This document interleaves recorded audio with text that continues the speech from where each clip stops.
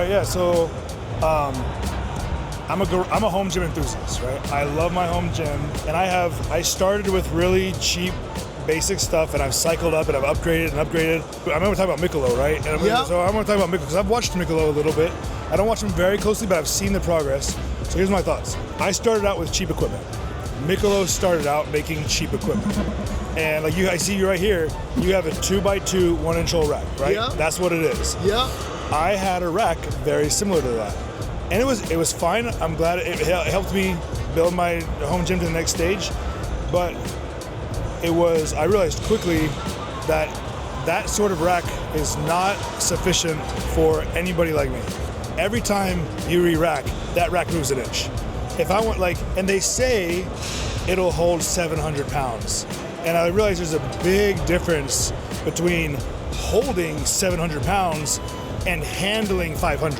When you are re-racking 500 on these little J-hooks, yeah, it's not good. So what I like about what Mikolo is doing is I think that 3x3 1-inch holes is the standard. As a home gym enthusiast, I want people, and different companies say, oh, this is the best rack for a home gym. This is the best rack for a home gym because it really is the centerpiece of any gym, home gym that uses barbells, your rack is the center. But when you go to a Rogue, a Rep, a Titan 3x3, 11 gauge steel, you're gonna pay a lot. You're gonna pay more money. Yeah. And so Mikolo makes a budget product.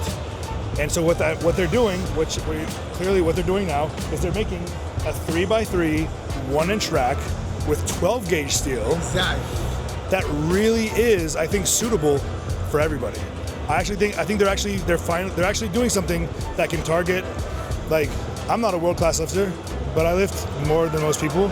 I bench over 400, I squat over 500, and I'm not afraid to use this rack. Like that 2x2, I am afraid of it. And and you're the attachments are actually the quality now. I saw that you guys have these stands, Yeah. Like I'm not a big fan of the stands. So the reason why that stand is on, because this is a half rack, right. And they thinking about if you have those can be high, and they thinking if you drop your 500 on the end of that, is a half rack, could it pull over? Sure. So they put those bases on there for you. I think it's a good idea. Mm-hmm. I wouldn't use those legs, That's Listen, me though. I'm gonna be honest. I own this rack.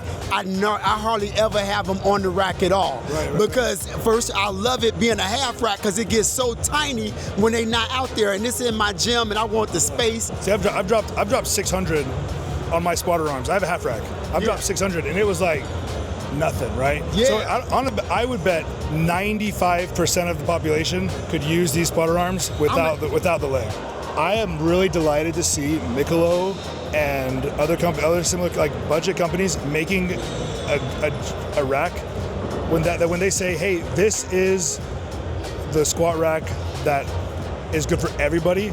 I actually think it really is. It's not something I would scoff at. If my buddy bought 3 of these, he wouldn't sell these, I'm gonna tell you, this is the best cage I've ever owned, hands down. And I love it, and I keep telling people it's gonna live in my gym for a very long time because I gotta shift stuff out from time to time because they're sending me something new, different companies. But that piece right there is bar none the best piece of equipment. So I wanted to get your opinion. That's why I was like, I need to get the mic because I know that, you competing here today, so you got a real knowledge of what it feels like to be one of these aggressive big guys that use the equipment where, most of us are like 95% of the population, we can't lift the same things you can lift. So it's good to get your opinion. So I appreciate you today, Tanner.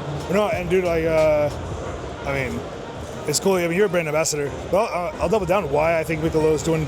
Just as a fan, right? Yeah. Just as a fan, yeah. as an enthusiast for home gym equipment, I saw what Mikolo is doing with their integrated cable system and the price point.